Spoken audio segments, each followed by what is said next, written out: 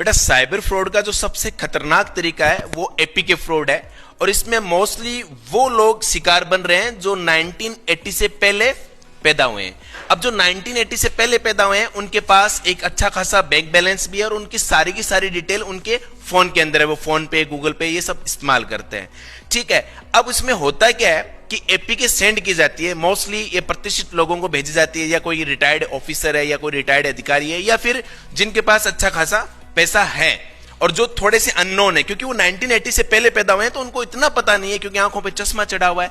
अब अचानक एक एप्लीकेशन आती है, उससे पहले एक मैसेज आता है, बिटिया और बेटे को शादी में आशीर्वाद देने के लिए पधारे और शादी का निमंत्रण स्वीकार करें। अब शादी का निमंत्रण पत्र बिल्कुल पीडीएफ फाइल जैसा लगता है, लेकिन उसमें कहीं ना कहीं एपीके फाइल होती है, नहीं एक ऐप होती है। जैसे ही उस पीडीएफ फाइल को डाउनलोड किया जाता है, जो एक्चुअली पीडीएफ फाइल नहीं होती, लेकिन अगले को यह महसूस होता है कि ये कोई कार्ड है, और जैसे ही वो डाउनलोड होती है तो उसमें कुछ भी दिखाई नहीं देता। तो यहां समझने वाली बात है कि आपने एक फाइल डाउनलोड की और उसमें आपको कुछ भी दिखाई नहीं दिया, दैट मीन्स अब आप साइबर ठगी के शिकार हो चुके हो। अब इससे बचने का सबसे फास्ट जो तरीका है वो ये है कि आप अपने फोन को फ्लाइट मोड पे कर दो।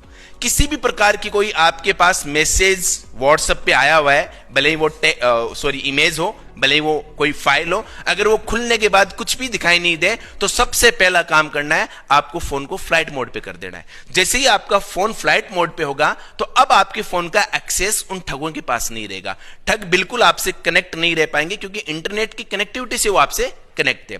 अब दूसरा जो इसमें उपाय है वो आपको ये करना है कि आपको तुरंत कॉल करना है 1930 पे, और यहां इंफॉर्मेशन देनी है कि आप हमारा अकाउंट तुरंत फ्रीज कीजिए, और इनके पास ये गवर्नमेंट की हेल्पलाइन नंबर है, ये तुरंत आपके अकाउंट को फ्रीज कर देंगे। तो आप दो चीजों से बच गए, आपने अपना फोन फ्लाइट मोड पे रख के इंटरनेट कनेक्टिविटी को उठाया, और दूसरा फोन आपने अपने अकाउंट को क्या करवाया, फ्रीज करवाया।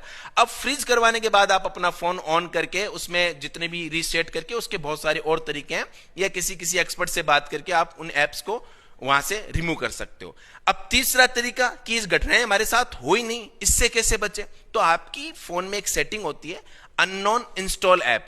अब जो ऐप अननोन है, किसी अन्य सोर्स से हम डाउनलोड होती है, उसे इंस्टॉल ही मत होने दो, तो उसको आप ऑफ रखो।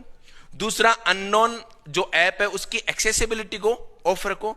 और तीसरा सबसे बढ़िया उपाय, जिसमें आप गूगल प्ले स्टोर पे जाओ और वहां से गूगल प्रोटेक्शन